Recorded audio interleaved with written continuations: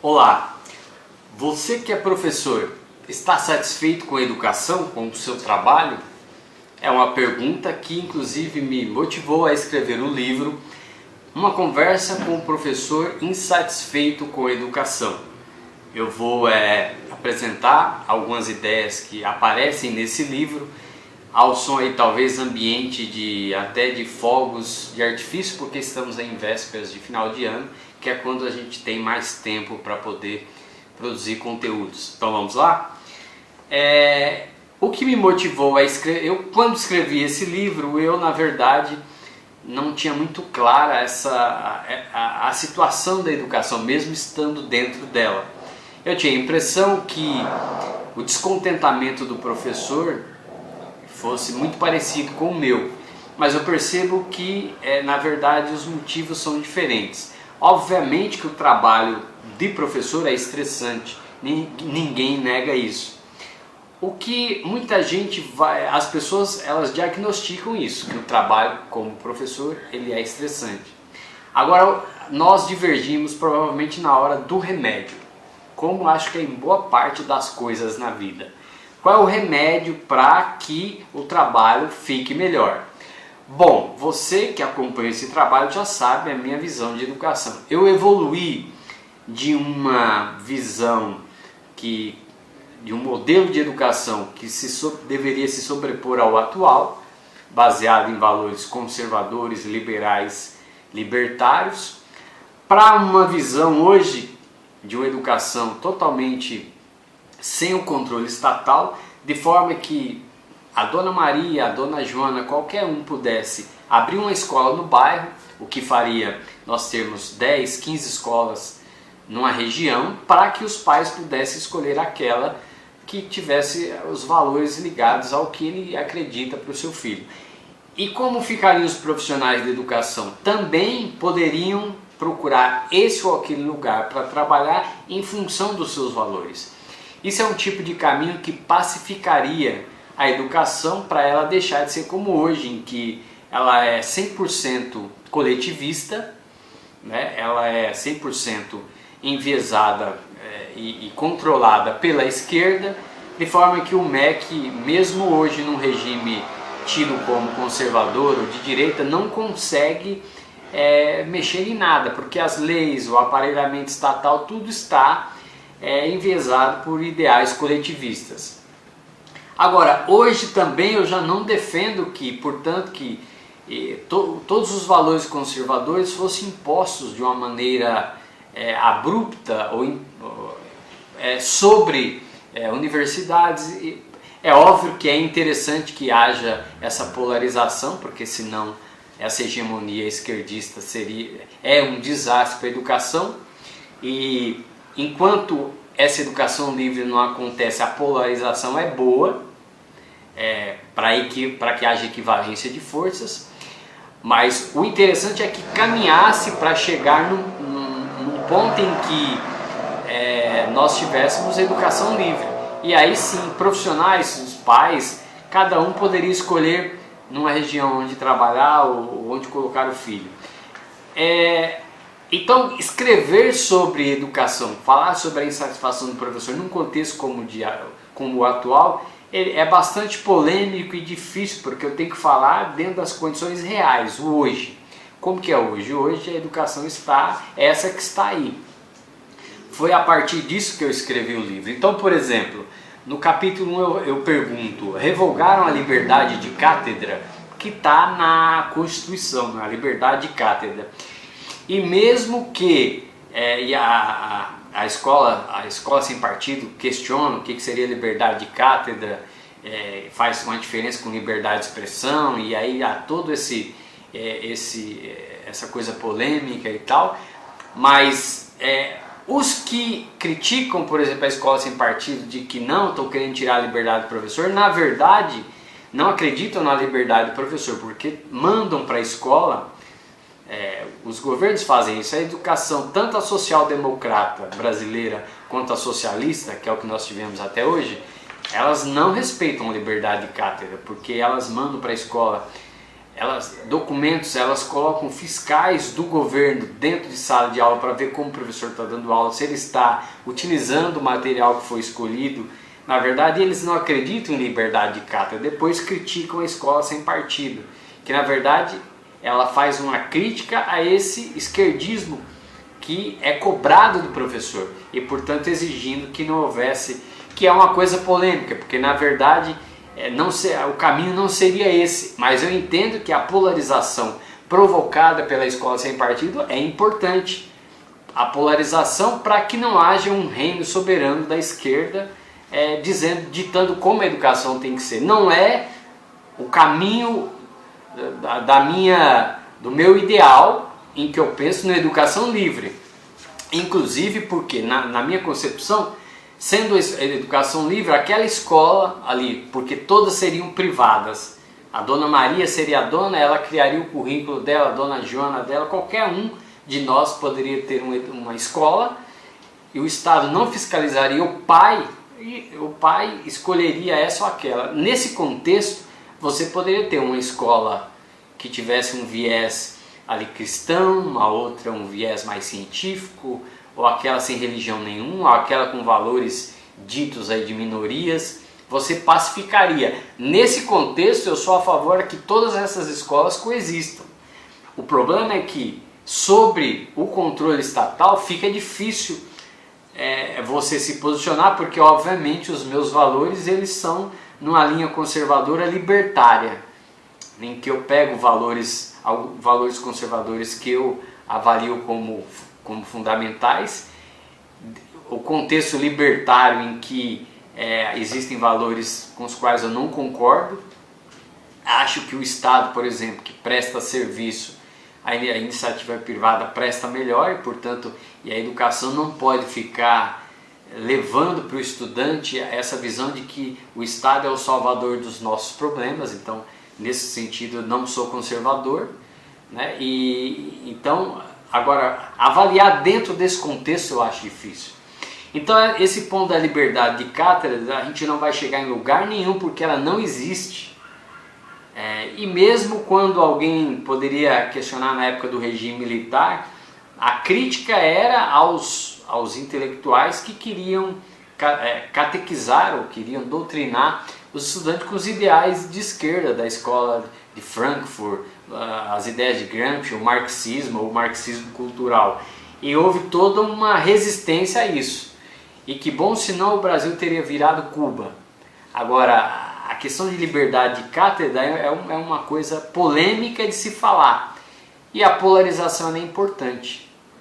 A que a gente viu aí. Mas veja como é difícil. Agora, obviamente, como professor, eu entendo o quanto é desagradável você entrar em uma sala de aula e não se sentir livre para falar. Isso é tão interessante que, por exemplo, um teste rápido sobre liberdade de cátedra. Se eu entrar em uma sala de aula e começar a falar bem do capitalismo, que é no que eu acredito, ou em uma reunião de professores, aí você vai ver a liberdade de cátedra, como eu vou ser apedrejado. Embora na prática todos somos capitalistas, é a hipocrisia que faz as pessoas dizerem que o socialismo é bom para elas aparentarem para o amiguinho do lado que elas são santas. Mas todos têm prática capitalista e são.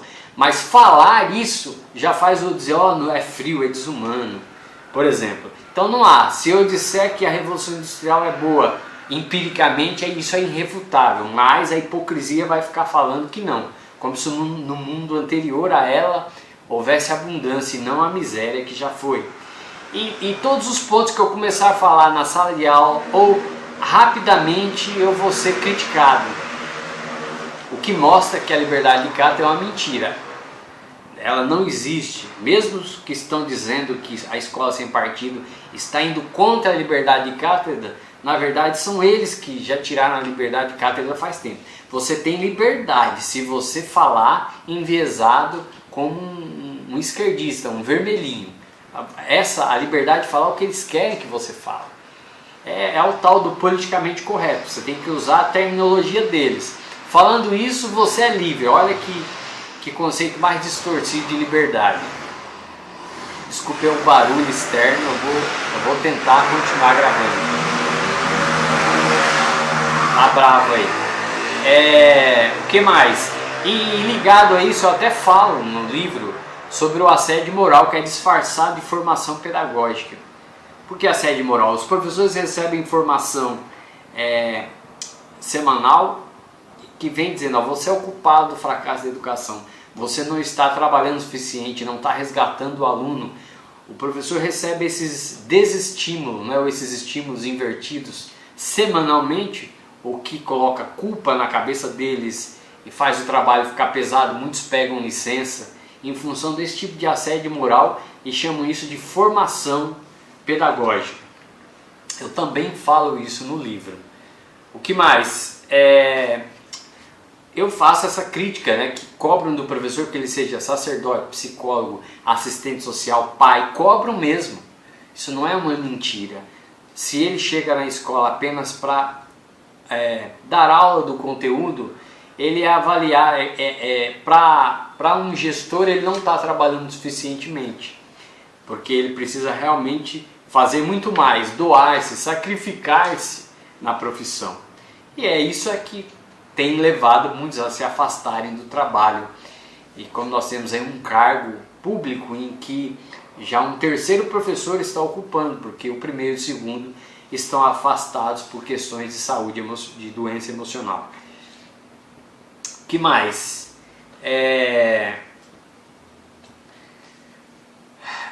Doenças, eu falo no livro sobre a questão das doenças emocionais que o trabalho tem provocado no professor, síndrome, né, como nós sabemos,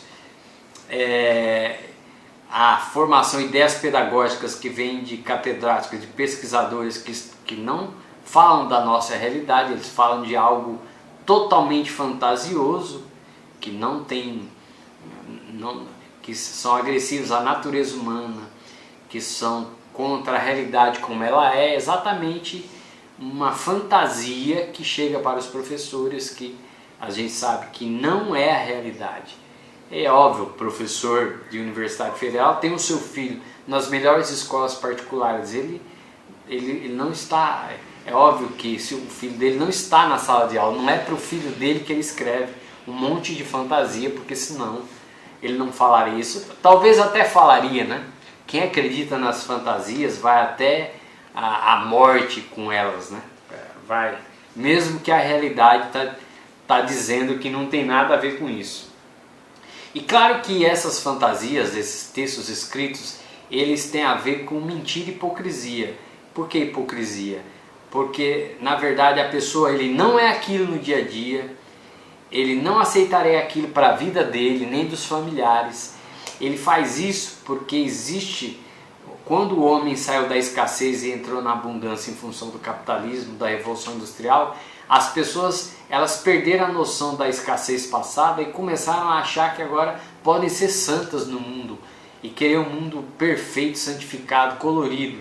Então, em função disso, quanto mais a pessoa vira um pregador de utopias, ele quer ficar bem com os amigos dele, mais ainda receber um título de um santo, alguém puro que está querendo um mundo melhor. Uma espécie de Gandhi, Martin Luther King. É isso que os pesquisadores da educação querem passar para os leitores. Essa é a ideia de santificação. Porque se você for fazer um debate, não um debate lógico, mas um debate de mostrar a hipocrisia dos argumentos, rapidamente você vê que não faz sentido o que eles falam. Aliás, debates lógicos com essas ideias pedagógicas não funcionam, porque eles ainda mais vão polarizar, como se houvesse barulho, como se houvesse de um lado pessoas humanas e do outro lado pessoas frias que não pensam no ser humano. Na verdade, o debate ele provoca isso, uma polarização que não é verdadeira. Agora é importante um tipo de debate que tire a máscara da hipocrisia com argumentos que desconstruam essa hipocrisia. Por exemplo, como eu fiz há pouco, mostrando que a pessoa tem carro do ano, tem celular, casa própria, nas férias vai para Disney, não vai para Havana em Cuba, portanto ela tem prática capitalista, mas ela mente defendendo o socialismo, porque ela quer se passar a ideia de santa para o amigo. Então quando você mostrar onde é que está o seu socialismo, você divide suas coisas, você anda a pé, e com tema ambiental é a mesma coisa. Então esse debate, de forma a tirar a máscara da hipocrisia, ele é mais eficiente do que ficar polarizando, porque dá a impressão que do lado de cá estão pessoas que são frias, desumanas, capitalistas malvados, e do outro lado estão os mais bem intencionados, o que é uma grande mentira. O que mais eu coloco aqui é: faço uma crítica aos burocratas da educação, e hoje realmente está impossível gravar em função do barulho. Eu vou parando o vídeo por aqui. Esse foi, com isso eu encerro esse livro, compartilho com você, Conversa com um Professor Insatisfeito com a Educação. Agora, essa insatisfação ela é muito comum. O problema é que o remédio que eu poderia oferecer, a maioria não vai querer tomar. Esse é o remédio de tirar a educação do controle do Estado, de você ter uma educação 100% livre, 100% privatizada. Eu acho que quando chegar nesse ponto, as pessoas vão preferir continuar sofrendo com a educação sob a tutela do Estado, ficando doentes porque ainda elas têm a ilusão de que o Estado é neutro, ainda vai fazer melhor do que se a Dona Maria fosse dono da escola onde você trabalhasse. Mesmo que ali, se os seus ideais fossem o mesmo da escola, provavelmente você estaria muito mais protegido e se sentiria seguro e mentalmente saudável mais do que da forma como está hoje, em que você sai de casa, vai para a escola trabalhar em um local com leis, regimes e uma condução da educação que vai para uma estrada que vai para o despenhadeiro, porque essa estrada ela inverte valores. Essa é a nossa educação atual, onde o aluno manda no professor, que é num contexto maior, o filho manda no pai, em que o bandido prende o policial na cadeia. Estamos quase assistindo a isso, a coisa está virada de cabeça para baixo. Então, com esse sistema invertido, a natureza do professor, a sua mente, ela vai ficar doente porque você está agredindo a natureza humana, com uma série de ensinamentos destrutivos, mentirosos e hipócritas. Por exemplo, exigindo que a pessoa ela cuide dos outros como se todos os outros fossem seus filhos, como se ela não tivesse dignidade, vida própria, vida fora da escola, não se vendo como um trabalhador, mas se vendo como um salvador.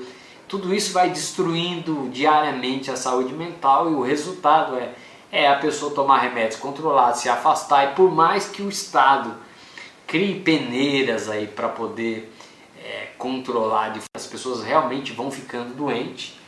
Enquanto você não liberalizar tudo isso, não privatizar, não deixar a educação livre, você vai tendo a escola como um caldeirão de deformação dos estudantes, deformando o caráter deles, porque coloca na cabeça deles uma série de ideias que são contrárias à natureza deles, que destrói os seus objetivos pessoais, fazendo deles salvadores do mundo, fazendo deles operários para construir utopias de grupos dominantes que estão aí. Essa vai ser a nossa realidade. Mas eu vou encerrando por aqui. Esse foi o livro Conversa com um Professor Insatisfeito com a Educação. Até o próximo vídeo.